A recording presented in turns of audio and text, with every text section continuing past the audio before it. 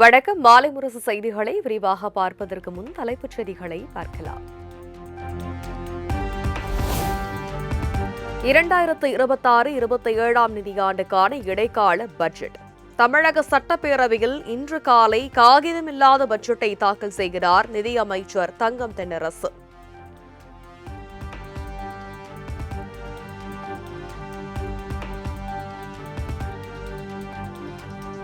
மதுரை மாவட்டம் தமுக்கம் மைதானம் முதல் நெல்பேட்டை அண்ணா சிலை வரை உள்ள மேம்பாலத்திற்கு நேதாஜி பெயரை சூட்டினார் முதலமைச்சர். 213 கோடி ரூபாய் செலவில் கட்டப்பட்ட மேம்பாலத்தை பிப்ரவரி 21 திறந்து வைக்க உள்ளதாகவும் அறிவிப்பு.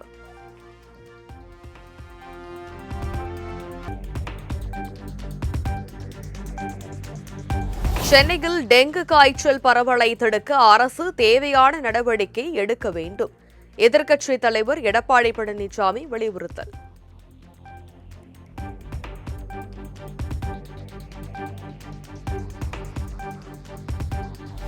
அதிமுக பொதுச் செயலாளர் எடப்பாடி பழனிசாமியுடன் மத்திய இணையமைச்சர் எல் முருகன் நயினார் சந்திப்பு.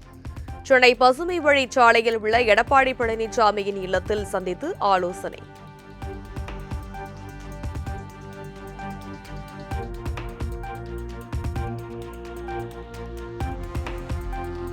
தமிழகத்தில் கடந்த 3 நாட்களாக என்னவெல்லாம் நடந்தது என்பதை கார்கேவிடம் எடுத்து கூறியுள்ளதாக செல்வ பெருந்தகை விளக்கம்.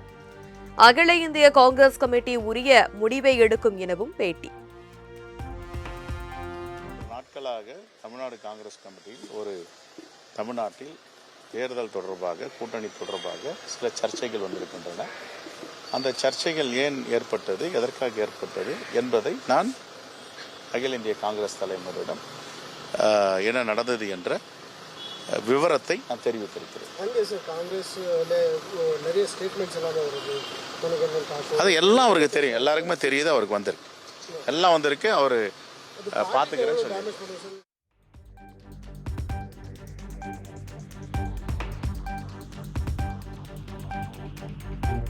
தாவேகா தலைவர் விஜயுடன் தன்னை தொடர்புபடுத்தி பேசிய நயினார் நாகேந்திரனின் பேச்சு அருவருக்கத்தக்கது என நடிகை த்ரிஷா காட்டம்.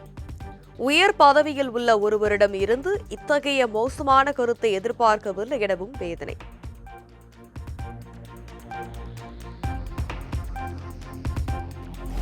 நடிகை த்ரிஷா பற்றிய சர்ச்சை பேச்சுக்கு வருத்தம் தெரிவித்தார் பாஜக மாநில தலைவர் நயினார் நாகேந்திரன்.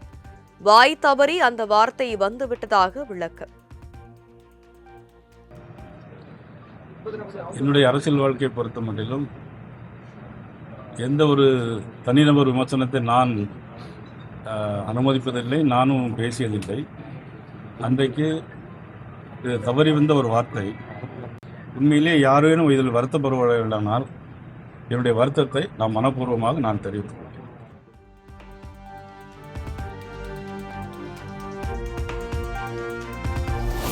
சட்டமன்ற தேர்தலில் போட்டியிட விருப்ப மனு அளித்தவர்களிடம் வரும் 20 முதல் நேர்காணல் நடத்துகிறது தேமுதிக.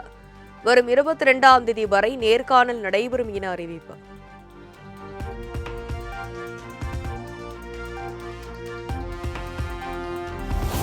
தெற்கு வங்கக்கடலில் உருவானது புதிய காற்றழுத்த தாழ்வு பகுதி. இந்திய பெருங்கடல் நோக்கி காற்றழுத்த தாழ்வு நகர்வதால் நாளை முதல் தமிழகத்தில் மிதமான மழைக்கு வாய்ப்பு இருப்பதாக வானிலை ஆய்வு மையம் தகவல்.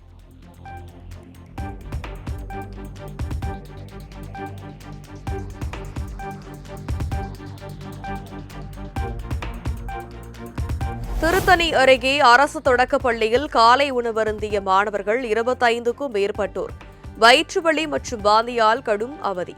பெற்றோரிடம் முறையான தகவல் அளிக்காமல் மருத்துவமனைக்கு அழைத்து சென்றதாக பள்ளி நிர்வாகம் மீது பெற்றோர் குற்றச்சாட்டு.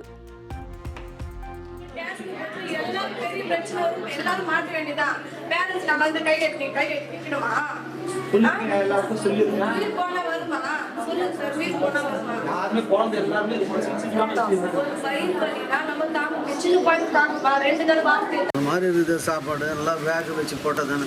இந்த மாதிரி சாப்பாடு வந்து எப்படி சாப்பிடுவாங்க குழந்தைங்க சொல்லுங்க? சின்ன குழந்தைங்க சாப்பிட்றது அவங்க செரிமானம் ஆகிற மாதிரி நல்லா சுத்தமாக பண்ணி செஞ்சு கொடுக்கணும். கொஞ்சோண்டு சாப்பிட்றது அவங்க எவ்வளோ சாப்பிடுவாங்க? ஒரு புடி சாப்பிட்டா போதும் அந்த குழந்தைங்களுக்கு.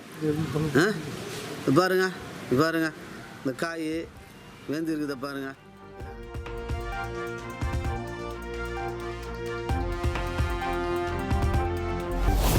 தஞ்சை மாவட்டத்தில் உள்ள மண்டலக்கோட்டை கிராமத்தை தனி ஊராட்சியாக அறிவிக்க வலியுறுத்தல். கிராம மக்கள் 100க்கும் மேற்பட்டோர் ஆட்சியர் அலுவலகத்தை முற்றுகையிட்டதால் பரபரப்பு.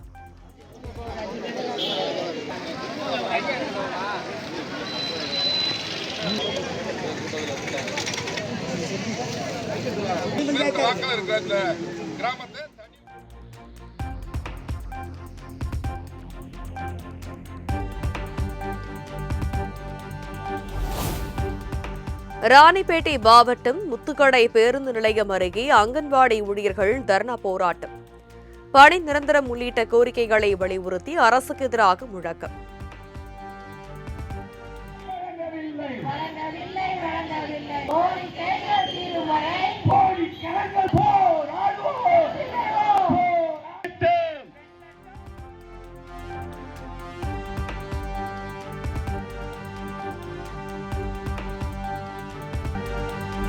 மகா சிவராத்திரியை ஒட்டி தமிழகத்தின் பல்வேறு அம்மன் கோவில்களில் களைகட்டி மயான கொள்ளை விழா. காய்கறி உள்ளிட்ட பொருட்களை சூறையிட்டு நேர்த்திக்கடன் செலுத்திய ஆயிரக்கணக்கான பக்தர்கள்.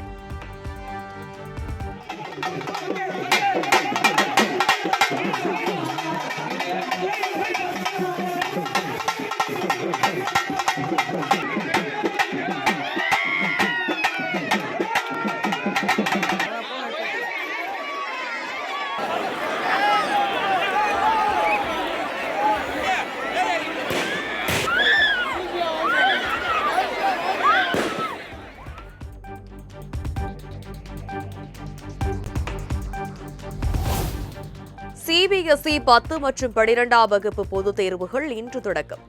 ஏப்ரல் முதல் வாரம் வரை நடைபெறும் தேர்வில் தமிழகத்தில் மட்டும் 1 லட்சத்திற்கும் அதிகமான மாணவ மாணவிகள் பங்கேற்பு.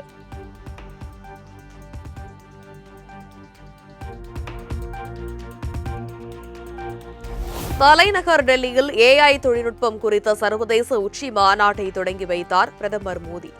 5 நாட்கள் நடைபெறும் மாநாட்டில் 20 நாடுகளைச் சேர்ந்த தலைவர்கள், முக்கிய நிறுவனங்களின் பிரதிநிதிகள் உள்ளிட்டோர் பங்கேற்பு.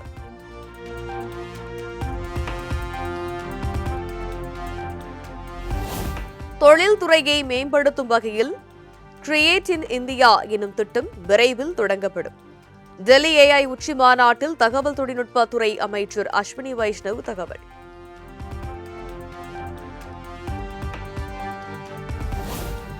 பிரதமர் மோடியின் அழைப்பின் பேரில் 3 நாள் அரசுமுறை பயணமாக இந்தியா வந்தார் பிரான்ஸ் அதிபர் இமானுவேல் மேக்ரான். AI உச்சி மாநாட்டில் பங்கேற்கும் அவர் இந்தோ பசிபிக் ஒத்துழைப்பு உள்ளிட்ட விவகாரங்கள் குறித்து ஆலோசனை நடத்த உள்ளதாக தகவல்.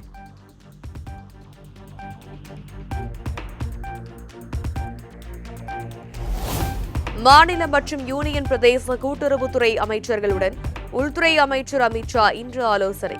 முக்கிய சீர்திருத்தங்கள் மற்றும் எதிர்கால வளர்ச்சி திட்டங்கள் குறித்து விவாதம்.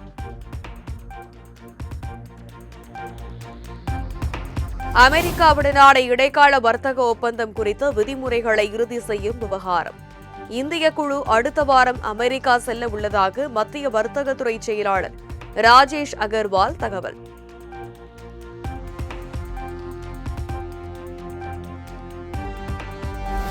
இடைக்கால வர்த்தக ஒப்பந்தம் என்ற பெயரில் இந்திய விவசாயிகளின் நலனை அமெரிக்காவிடம் அடகு வைத்து விட்டார் பிரதமர் மோடி.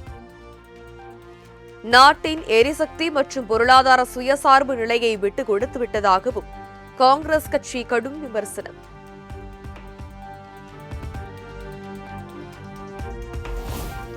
பிரச்சினைகளை உருவாக்குவதில் விருப்பம் காட்டும் ராகுல் காந்தி நாடாளுமன்றத்தை சுமூகமாக நடத்துவதில் ஆர்வம் காட்டாதது ஏன்? தேர்தல் தோல்விகளால் காங்கிரஸ் கட்சி விரக்தியில் ஆழ்ந்துள்ளதாகவும் நாடாளுமன்ற விவகாரங்கள் துறை அமைச்சர் கிரண் ரிஜிஜு விமர்சனம்.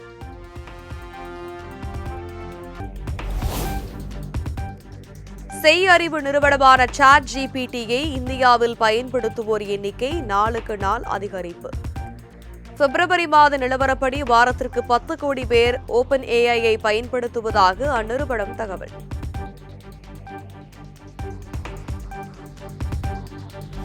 இன்று பிற்பகல் 3 மணி அளவில் நிகழ்கிறது இந்திய ஆண்டின் முதல் சூரிய கிரகணம்.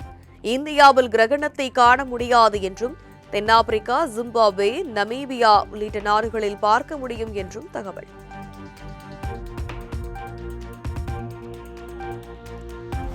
கர்நாடகாவின் ஹூப்ளியில் உள்ள சுத்தரோடா கோயில் தேரோட்டத்தில் குவிந்த ஆயிரக்கணக்கான பக்தர்கள் தேரை வடம் பிடித்து இழுத்தும் சாமி தரிசனம் செய்தும் வழிபாடு.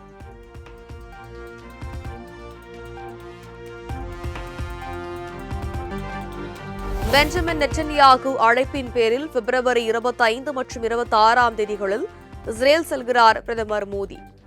இரு நாடுகளிடையே வர்த்தக ஒப்பந்தத்தை இறுதி செய்வது குறித்து பேச்சு நடத்தப்பட உள்ளதாக தகவல்.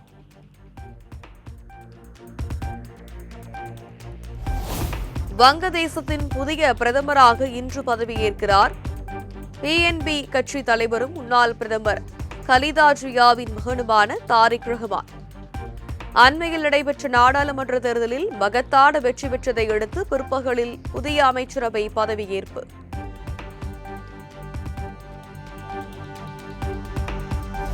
முன்னெப்போதும் இல்லாத வகையில் அணு ஆயுத தளங்களை விரிவுபடுத்துகிறது சீனா.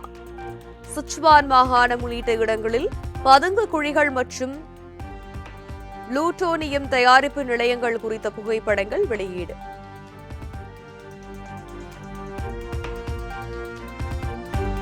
பிரேசில் நாட்டில் பாரம்பரிய முறைப்படி நடைபெற்ற 37வது கார்னிவல் கொண்டாட்டம். சுற்றுச்சூழலை காக்கும் வகையில் உடலில் சேற்றுடன் வலம் வந்த மக்கள்.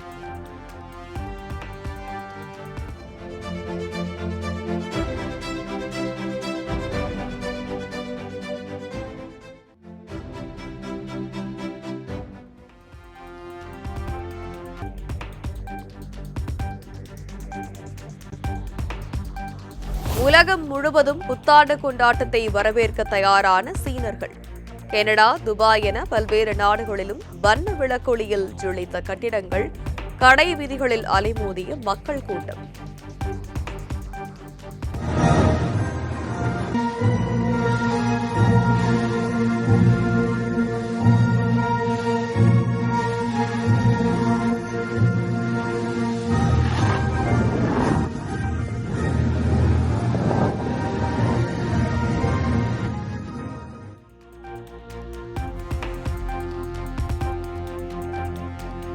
சீனாவில் புத்தாண்டை வரவேற்கும் வகையில் சாகசங்களில் ஈடுபட்ட ரோபோக்கள்.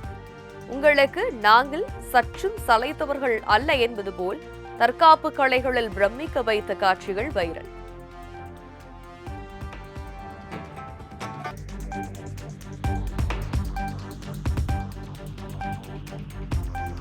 T20 உலகக்கோப்பை தொடரில் ஆஸ்திரேலியாவை 8 விக்கெட் வித்தியாசத்தில் வீழ்த்திய இலங்கை. முதலில் களமிறங்கிய ஆஸ்திரேலிய அணி 181 ரன் எடுத்த நிலையில் 18 ஓவரிலேயே இலக்கை எட்டி இலங்கை அபார வெற்றி.